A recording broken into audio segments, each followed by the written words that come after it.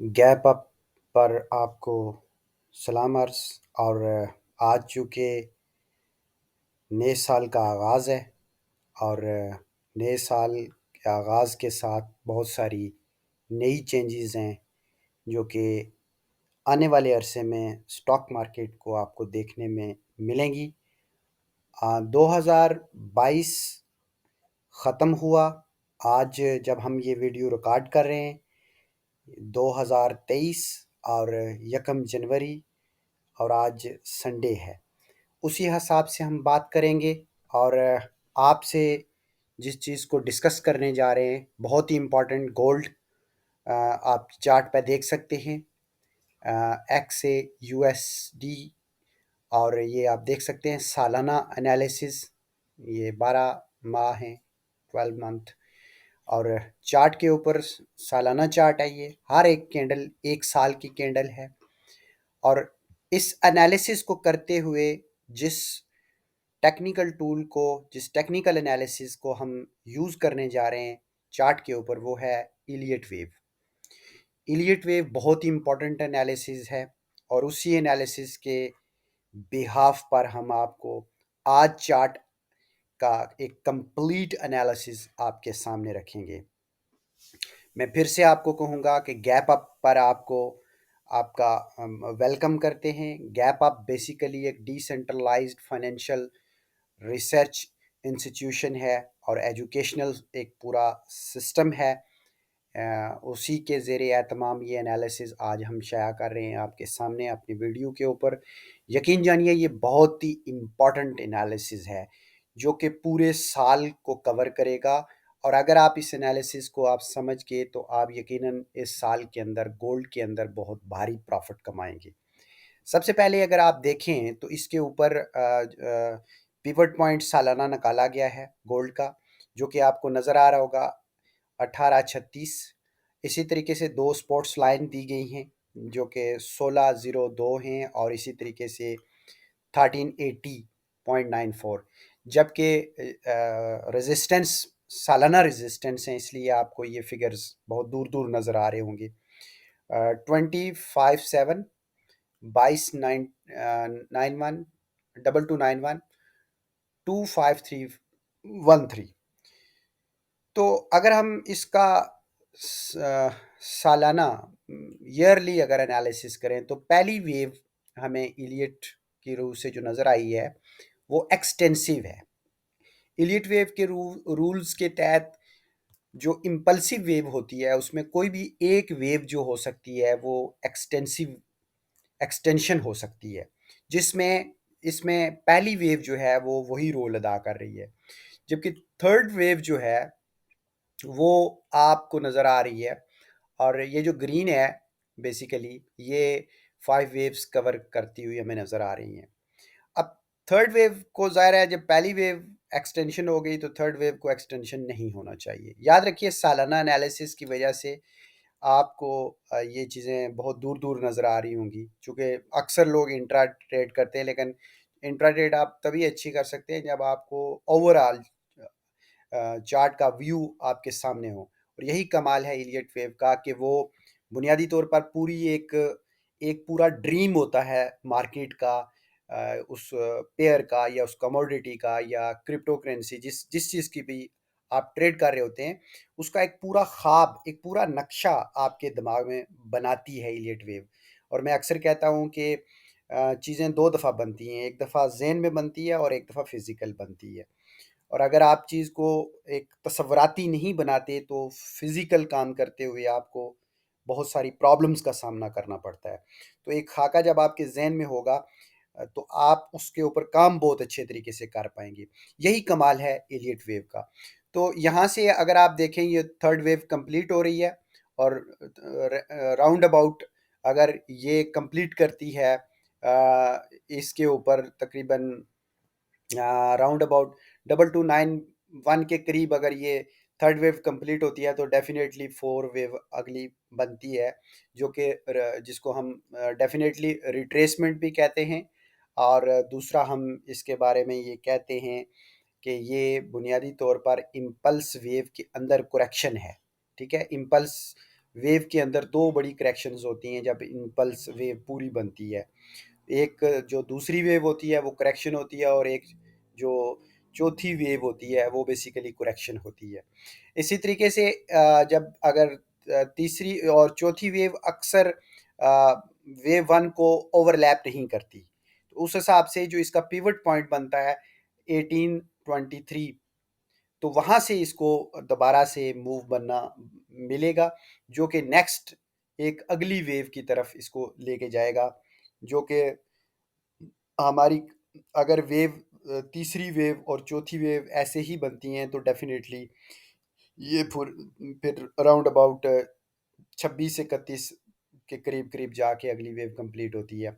Overall आपको बताया जाए कि गोल्ड बहुत ज़्यादा बुलिश है आने वाले दिनों में, और बुलिश का मतलब सिर्फ ये नहीं है कि ये रिट्रेस नहीं करेगा, रिट्रेस करेगा किसी जगह से तो वहाँ से आपके लिए अच्छे मौके मिलेंगे आपके इंट्राडे ट्रेड के हवाले से। लेकिन हमारा मौजू आज इंट्राडे डे ट्रेड नहीं है, हमारा ओवरऑल एक एनालिसिस है गोल्ड के ऊपर जिस पे हम बात करने जा रहे हैं। तो फिर गोल्ड फिर एक करेक्शन करेगा, जब इसकी इम्पल्स कंप्लीट होगी तो डेफिनेटली गोल्ड बड़े पैमाने पर वहाँ पर सालाना आप करेक्शन कह सकते हैं उसे, तो वो नीचे बैरिश मूव में जाएगा, जो कि काफ़ी बड़ी बैरिश मूव होगी आने वाले अरसे में, जो कि जिसको हम करेक्टिव पार्ट कहते हैं एलियट की रूह से।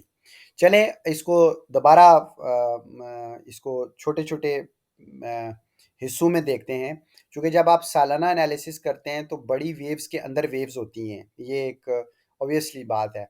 तो हर वेव के अंदर वेव है, जैसे चूंकि हम जिस वेव पर खड़े हैं वो थर्ड वेव है, और थर्ड वेव का एनालिसिस करेंगे, और थर्ड वेव के अंदर जो हमें वेव आएंगी नज़र आएंगी उनका एनालिसिस करेंगे।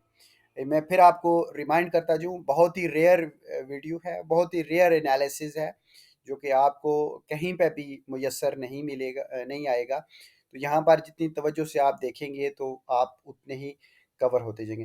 दूसरी बात ये है कि जो सालाना कैंडल क्लोज हुई है वो पिन बार हुई है, वो सॉरी डोजी जो है वो क्लोज हुई है। डोजी को का मतलब ये होता है, जब डोजी क्लोज होती है तो इसका मतलब ये होता है कि प्राइस इंडिसियन है। तो इसके लिए हम कह सकते हैं कि एक बुलिश अगर जाता है तो वापस मार्केट उसी जगह पर दोबारा आएगी, जो ये कैंडल हमें कह रही है, जो एक पिन बार बनी है।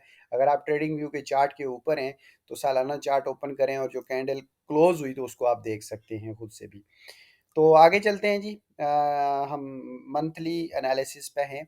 अब हम मंथली चार्ट के ऊपर आगे, तो हम चूंकि तीसरी वेव के ऊपर खड़े हैं, और थर्ड वेव जो हमारे सामने है तो ये वहाँ से मूव बना है यहाँ से जी।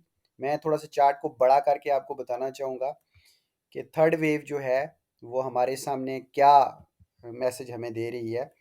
तो थर्ड वेव हमें ये बता रही है यहाँ से, और यहाँ से भी जब इसने स्टार्ट किया था थर्ड वेव ने, तो यहाँ से आप देखें तो एक बुलिश इनगल्फिंग पैटर्न छोटा सा बना, और ये वेव ये कंफर्मेशन हुई कि यहाँ से चेंज होने लगा है, जो कि पैटर्न आपको बहुत बड़ी कंफर्मेशन दिया करते हैं किसी खास पॉइंट से हो रहे हों। तो अगर यहाँ से देखें आप तो यहाँ पर थर्ड वेव यहाँ पर कंप्लीट होती है, और थर्ड वेव के अंदर आप देखें तो 5 वेव्स आपको नज़र आती हैं, क्योंकि थर्ड वेव के अंदर वेव्स होती हैं। जो वेव पहली वेव होती है, जो तीसरी वेव होती है, और जो पांचवी वेव होती है, इनके अंदर पांच पांच वेव्स होती हैं। तो अगर हम इन वेव्स का एनालिसिस करें तो आप देख सकते हैं कि पहली वेव, दूसरी वेव, फिर तीसरी वेव, और यहाँ पर जो थर्ड वेव थी वो बुनियादी तौर पर एक्सटेंशन का रोल प्ले कर रही थी। लिहाजा अगली वेव्स जो होंगी वो इतनी बड़ी वेव्स नहीं बनेगी, चूंकि थर्ड ने यहाँ पर रोल प्ले किया है विद इन थर्ड वेव के अंदर 5 वेव्स ने। अब हम इस इन वेव्स को मज़ीद इनका एनालिसिस करने के लिए हम मज़ीद आगे जाएंगे, और उसको देखेंगे कि किस तरीके से ये वेव्स के अंदर वेव्स बन रही हैं। तो आगे जाने के लिए हमें डेफिनेटली वीकली पे जाना पड़ेगा। हम वीकली पे आगे, अच्छा वीकली पे जब हम आए हैं तो यहाँ पर बड़ी दिलचस्प चीज़ है जो हम देख रहे हैं, इसको थोड़ा सा बेहतर करेंगे अपने एनालिसिस के हिसाब से। यहाँ आप देखें तो ये जो एक वेव तीसरी वेव की हमें ये एक वेव नज़र आती है, ये वेव जो दूसरी वेव हमें नज़र आ रही है ये वाली, तो इसके अंदर आपको एक चीज़ नज़र आएगी, एबीसी नज़र आएगा। ठीक है, चूँकि जो थर्ड वेव होती है और जो फोर्थ वेव होती है वो बुनियादी तौर पर मैंने जैसे पहले बताया है वो करेक्शन होती है, और करेक्शन के अंदर एबीसी बनाता है गोल्ड। ठीक है जी, ए और ये बी, देन ये सी। अगर आप देखें तो ये ए जो होती है, ए के अंदर 5 वेव्स होती हैं, और बी के अंदर हमेशा जो बी वेव होती है उसमें ए बी सी होता है। तो ये ए बी और सी आपको नजर आएगा, और देन फिर आपको ये सी जब नजर आएगा तो इसके अंदर 5 वेव आपको नजर आ रही हैं, जो कि 1 2 3 4 और 5। अच्छा, अब हम थोड़ा सा मजीद क्लोज होते हैं। ये बेसिकली करेक्शन थी, गोल्ड ने यहाँ से करेक्शन किया है 62 यानी 2062 से गोल्ड ने करेक्शन की थी। ये पूरा करेक्शन वाला एरिया था, और यहाँ पर एबीसी हमें नज़र आती है इलियट की रू से। और यहाँ से जब उसने पोजीशन चेंज की, एबीसी कंप्लीट हुआ, तो इसका मतलब है कि उसका अगली वेव स्टार्ट हुई है। यानी एक हवाले से ये फिर हम ये देख रहे हैं कि ये आपको नेक्स्ट वेव की कंप्लीशन आपको नज़र आ रही है। तीसरी वेव यहाँ पर कंप्लीट हुई, ये चौथी वेव, और ये आप पांचवी वेव बनने जा रही है। थर्ड के थर्ड वेव के अंदर पांचवी वेव की कंप्लीशन हो रही है। थर्ड वेव के अंदर चौथी वेव चूंकि कोरेक्टिव वेव थी, इसलिए यहाँ पर हमें एबीसी पैटर्न नजर आता है, इलियट का कोरेक्शन पार्ट नजर आता है, और पांचवी वेव बनती हुई अब हमें नजर आ रही है। थर्ड वेव जो सालाना थर्ड वेव थी, उसके अंदर अब हमें पांचवी वेव कंप्लीट होती हुई नजर आ रही है। अब इसको देखने के लिए मजीद हम छोटे टाइम फ्रेम के अंदर जाएंगे, ताकि हम वेव्स का अगला पहलू समझ पाए। तो यहाँ पर चूंकि 5 वेव बनेगी यहाँ पर, तो ये पहली वेव जाकर यहाँ पर कंप्लीट होती है राउंड अबाउट, ये 5 आपको नजर आ रहा होगा चार्ट के ऊपर।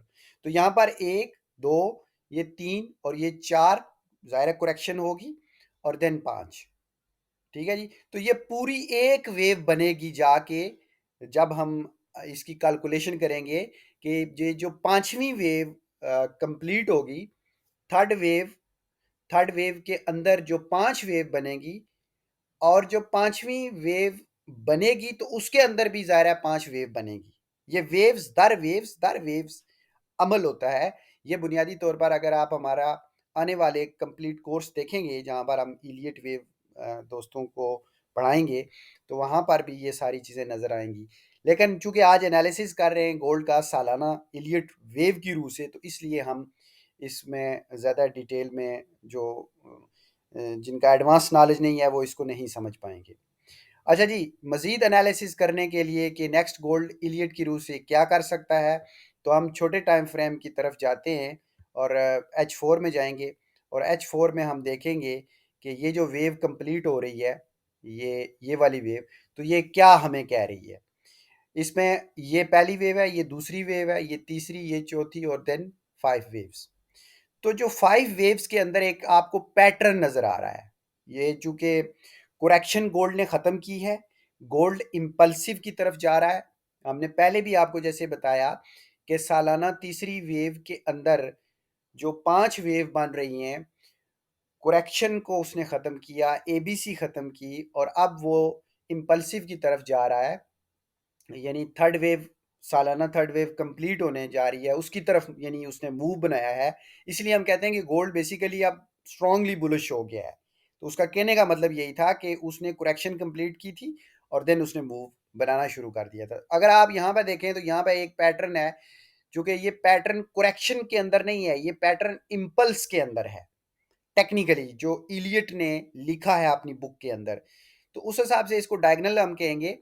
तो अब इस डायगोनल की कंप्लीशन जो है, जो कि एक बुलिश की तरफ है, लिहाजा लग ये रहा है, टेक्निकली ये है कि गोल्ड अपनी सतह से कहीं से जहाँ पर वो खड़ा है, उसे यहाँ से एक करेक्टिव लेना पड़ेगा मैयर। अब वो करेक्टिव मैयर जो है वो जो जा सकता है वो 1752 के राउंड अबाउट उसका बनता है, ताकि वहाँ तक जा सके। ठीक है जी, और बहुत ज़्यादा भी गया अगर गोल्ड अगर उसको तोड़ देता है, तो वो यहाँ तक पॉसिबिलिटी है कि वो आ सके, लेकिन यहाँ से उसने एक करेक्शन करनी है। अब आपने बुलिश रहना है, चूँकि ट्रेंड जो है वो बुलिश है गोल्ड का, लिहाज़ा गोल्ड बुलिश ट्रेंड की तरफ मूव बना रहा है। ये इलियट की रूह से भी यही है कि आपको यहाँ पर कहीं भी स्ट्रॉन्ग, जहाँ पर भी 52 या इसके करीब कहीं भी आपको स्ट्रॉन्ग डिमांड जोन नज़र आता है, तो आपको बुलिश में रहना चाहिए। ना कि आपको ये कि यहाँ से गोल्ड बेरिश होगा तो आप ये समझ पड़ें कि वो बेरिश की तरफ मूव नहीं, ऐसा नहीं होगा। बल्कि ज़्यादा बेहतर जो ज़्यादा सक्सेस रेट होगा ट्रेडिंग का, वो होगा कि आप बुलिश के ऊपर किसी अच्छे डिमांड जोन्स के अंदर से आप बाई की पोजीशंस में जाएं। और अगर यहाँ से भी आप सेल में घुसना चाहते हैं तो डेफिनेटली आपका stop loss technical stop loss होना चाहिए, और उस स्टॉप लॉस को आप करके सेल लगा सकते हैं, लेकिन आपकी एक्सपर्टीज़ पर डिपेंड है।